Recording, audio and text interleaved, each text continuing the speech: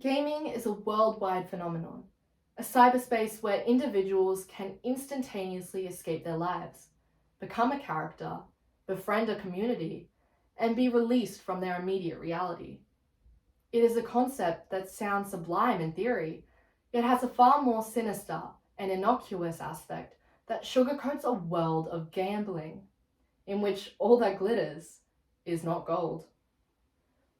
Australia's gaming industry worth peaked at $3.4 billion during the COVID-19 pandemic, as people have become increasingly reliant on digital entertainment. During these times of unprecedented global disaster and personal adversity, more and more people have become engaged with gaming.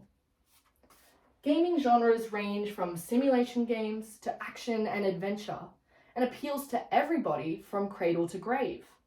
It enables all people with a wide variety of interests to be entertained whenever and wherever. Action games such as League of Legends, Call of Duty, and Fortnite have become increasingly popular over the past 5 years. These games are linked to their heavy usage of in-app purchases to fast-track players within their specific game.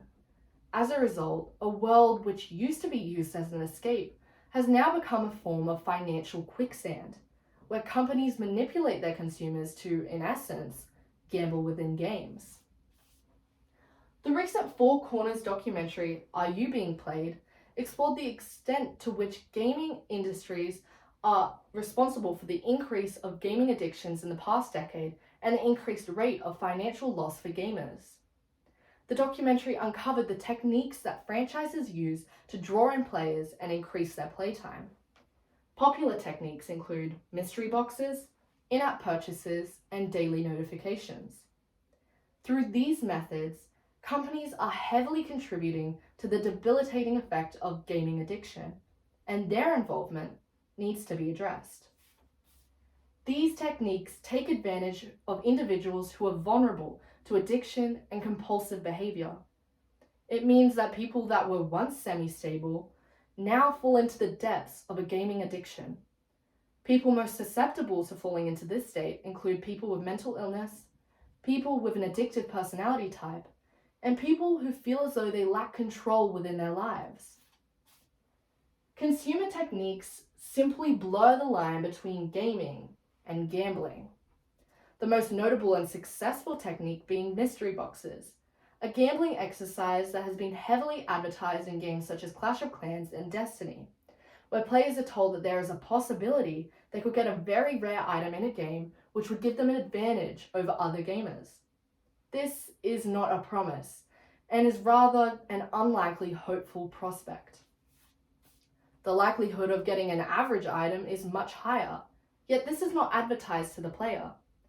This leads to an increased number of children spending their parents' money online, being unaware of the chances they are being presented with, and essentially introducing the concept of gambling to an incredibly young and impressionable audience. Moreover, these types of purchases foster gambling in a non-gambling environment, where adults who may not know that they are being manipulated by corporate companies become allured to games of unfair probabilities. Kat McDonald explained to the ABC that she was unaware that over the course of a few months, she had spent over $4,000 on in-app and mystery box purchases. This had detrimental implications on her financial standing and left her wondering how she got into such a predicament. This begs the question, where do we draw the line? Recognized gambling in the form of poker machines have already had calls to be restricted and banned in pubs, most predominantly from Anglicare in Tasmania during 2017 and in Western Australia. These bans were introduced on the basis that gambling is inherently bad for people and encourages bad habits for individuals. Yet gambling on a much larger scale in the form of gaming is being disguised and pushed under the rug.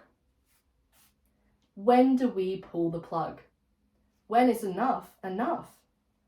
Our goal should ultimately aim to make gaming a safe environment revolving around the entertainment of its participants, not the financial incentive that gambling-like features offer.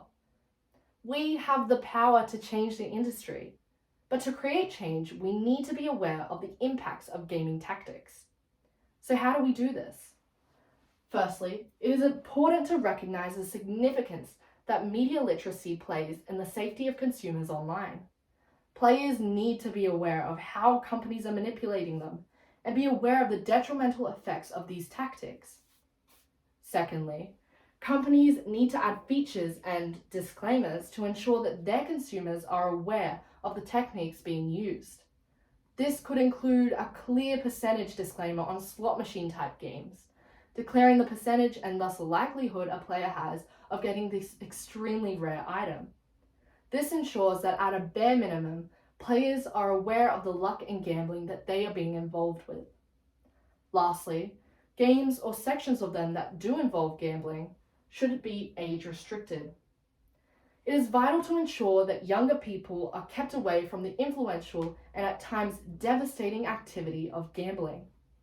Governments should take better initiative into writing laws and follow the principle within the online scape. To summarize, gaming is a wonderful tool and enables players to meet new people and be entertained. Theoretically, this concept is a good thing and should not be abolished in any sense.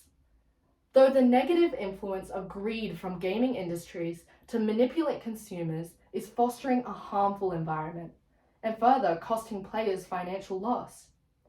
We need to bring better awareness to the techniques being used to manipulate people and how this may impact them. We need better legal incentives and lawmaking to help prevent the damaging and detrimental impacts of gambling in an at-surface level, family-friendly gaming space.